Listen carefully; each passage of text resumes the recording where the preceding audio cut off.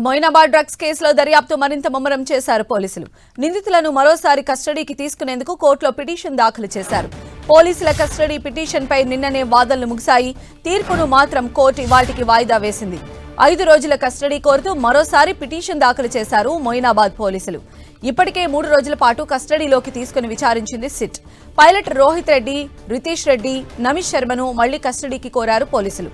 దీనిపై విచారణ చేపట్టిన కోర్టు ఇరు వర్గాల వాదనలు విని తీర్పును ఇవాళ్టికి వాయిదా వేసింది. మరోవైపు ఈ కేసులో మరో కీలక నిందితుడు డీజే క్లింటన్ ను పట్టుకునేందుకు పోలీసులు ముమ్మరంగా గాలిస్తూ ఉన్నారు.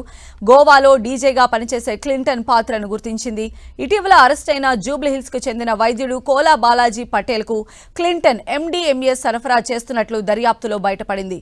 క్లింటన్ ను అదుపులోకి తీసుకున్నట్లు ప్రచారం జరిగినా పోలీసులు మాత్రం ధృవీకరించలేదు. డీజే క్లింటన్ తో కలిపితే Rohit Reddy farm house case నిందితుల సంఖ్య 16కు చేరింది. ఇప్పటి వరకు మొత్తం 12 మంది పట్టుబడగా మిగిలిన నిందితులు రాకేష్ వర్మ, అభిషేక్ సింగ్ మరొకరు పరారీలో ఉన్నారు. ప్రధాన నిందితులు రోహిత్ రెడ్డి, ఆయన సోదరుడు రితేష్ రెడ్డి, నమిత్ శర్మ ప్రస్తుతం చెంచల్గూడ జైల్లో రిమాండ్లో ఉన్నారు. డీజే క్లింటన్ పంపిన ఎండీఎంఏ డ్రగ్స్ ఎవరు వాడారనే విషయం ఇప్పుడు చర్చనీయాంశమైంది. ఈ నెల 14న ఫామ్ హౌస్ లో బయటపడిన పార్టీలో 2 రకాల డ్రగ్స్ వాడినట్లు అధికారులు ప్రాథమికంగా నిర్ధారణకు వచ్చారు. ముందు కొకైన్ ఒక్కటే వాడినట్లు భావించారు. కొకైన్తో పాటు డీజే క్లింటన్ పంపిన ఎండీఎంఏని బాలాజీ తీసుకుని ఫామ్ హౌస్ పార్టీకి పంపినట్లు భావిస్తున్నారు.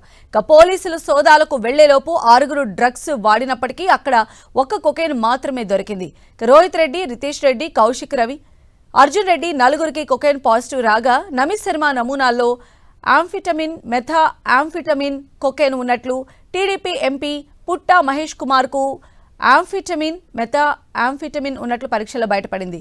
వీటి ఆధారంగా పార్టీకి 2 రకాల డ్రగ్స్ వచ్చినట్లు అధికారులు అంచనాకు వచ్చారు.